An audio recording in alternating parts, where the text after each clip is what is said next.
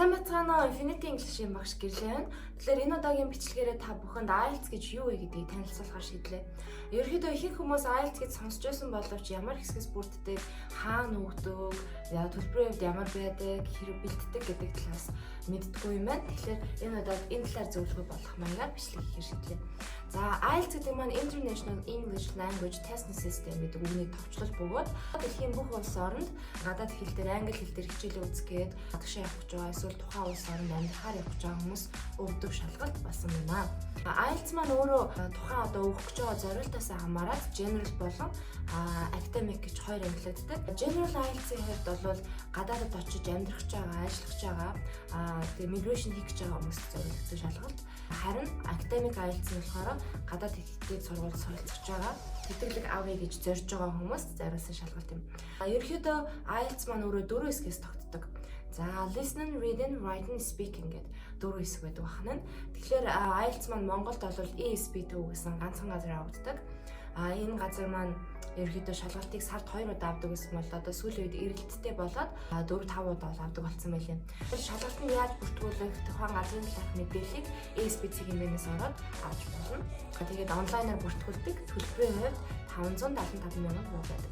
Нэг өгсөн IELTS маань 2 жилдээ хүчинтэй байдаг. Тэгэхээр нэг шалгалтаа өгөөд гараад ирэх юм бол та энэ хүн ийм англи хэлний төвшөнтэй юм аа гэж баталсан тийм сертификат маягийг гаргаад өгч гэсэн. За тэгээд шалгалт бол өглөө 9 цагаас эхэлдэг. Тэгэхээр 8:30-ийн очсон байх хэрэгтэй. Ягаад гэвэл одоо паспортын бүртгэлийн хэсэг гэж явагддаг байгаа. За шалгалтандаа би орохдоо хамгийн эхлээд listening ордог. Listening 30 минутын турш сонсно. Тэгээд 40 асуултанд хариулдаг. 4 хэсгээс бүрдсэн байдаг. 40 асуултны 30% ичих юм бол 7 оноо аавн ч юм уу. Ийм байдлаар онооны дүгнэлт маань явдаг. Хамгийн дээдлийн оноо нь 9 оноо.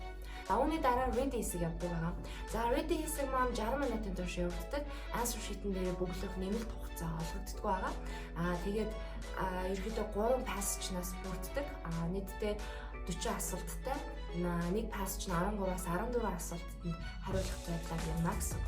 За ингээд үүний дараа writing хэсэг явдаг. Writing нь болохоор task 1, task 2 гэсэн 2 хэсгээс тогтдог. Task 1 гэдэг нь 150 хүүхдээ одоо график схем тайлбарласан эсээг 20 минутын турш бичдэг. Task 2 нь 40 минутын турш 250 хүүхдээ цаанаас ирсэн асуултанд хариулсан эсээг бичдэг гэсэн. Ингээд нийтдээ 60 минут writing task үргэлжлэдэг. За үүний дараа speaking task явдаг байгаа.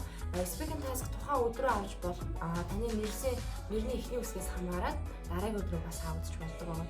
Speaking task нь бол 11-ээс 15 минут үргэлжлэдэг. Дотроо 3 хэсэгтэй. За эхний хэсэг бол яг таны өөрийн чинь хатаад бичдэг асуудаг. Ажилтгуу, сурдгуу, автобусаар явдгуу, алхахгүй ч юм уу тиймэрхүү байдлаас авдаг.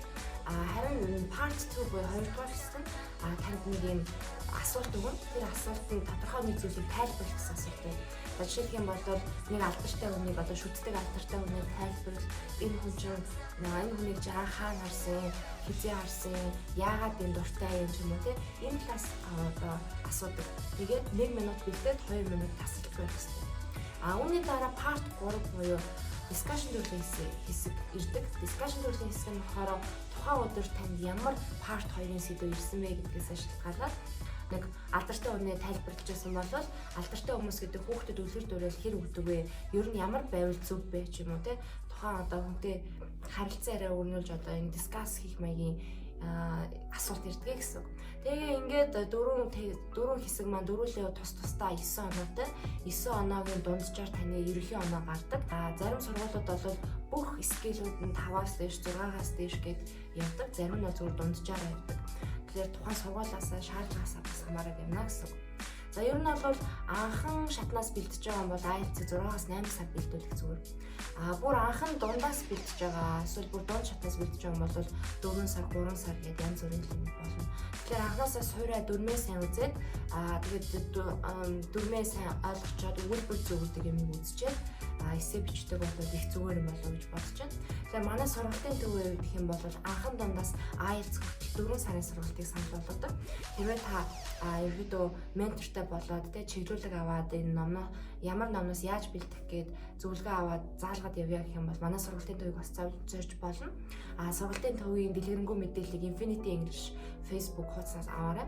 Харин бие дагаад бэлтгэж байгаа хүмүүсээ гэх юм бол би дараагийн бичлэгээрээ энэ хэсэгт ингэж бэлдүүл зүгээр, ийм номноос бэлдүүл зүгээр, ингэж бичдэг гэж хичээлүүд оруулаад явах болно. Тэгэхээр бидэнтэй надтай хамт ингээд IELTS-тай бэлтгэх хүсэх юм бол мэдээж манай YouTube чаналыг subscribe хийгээрэй гэж хүсье. Тэгээд дараагийн бичлэгээр одоо уулзлаа түр баяртай. Дараагийн бичлэгээр илүү дэлгэрэнгүй мэдээлэлтэй буцаад уулзцгаая. За баярлалаа.